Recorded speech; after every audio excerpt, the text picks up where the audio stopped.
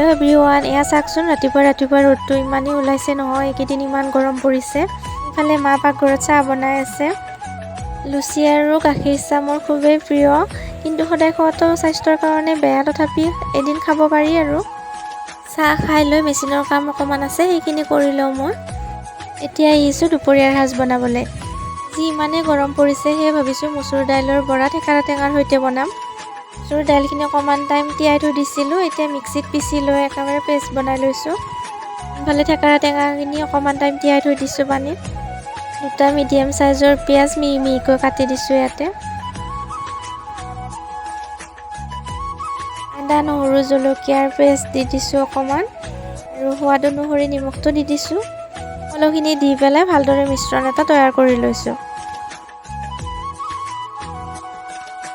এতিয়া কেৰাহীত তেল গৰম হৈ গ'ল, এতিয়া বৰাখিনি ইয়াতে ভাজি ল'ম।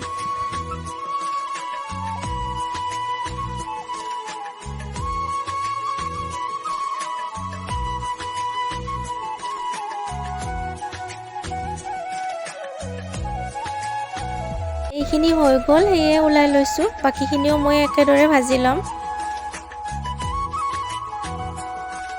সকলোখিনি বৰা ভজা হৈ গ'ল, এতিয়া থেকেৰা টেঙাখন বনাওঁ। কেৰাহী গৰম হোৱাত ইয়াতে সৰিয়হ আৰু পান জলকীয়া কেইটা ভাজি লৈ ইয়াতে পিঁয়াজ ভাজি ল'ম। আদা নহৰু জলকীয়াৰ পেষ্ট অকণমান দি পেলাই সেইখিনিও ভালদৰে ভাজি ল'ম। কিছুমানে বাৰু টেঙাৰ আঞ্জাখনত আদা নহৰু জলকীয়াৰ পেষ্ট নিদিয়ে, আমাৰ ফালে দিয়ে, সেইকাৰণে আমি দি দিছোঁ। আমি এনেকৈ খাই ভাল পাওঁ। প্ৰয়োজন অনুসৰি হালধি দি পেলাই ভালদৰে ভাজি লৈ থেকেৰা টেঙাখিনি ভাজি ল'ম। এতিয়া গৰম পানী দি পেলাই ভালদৰে উতল আহিবলৈ দি দিম। ভালদৰে উতল অহাৰ পিছত ইয়াতে চাউলৰ গুড়ি দি দিম। সোৱাদ অনুসৰি নিমখ দি দিছোঁ। ভালদৰে উতল অহাৰ পিছত ইয়াতে ভাজি লোৱা বৰাখিনি দি দিছোঁ।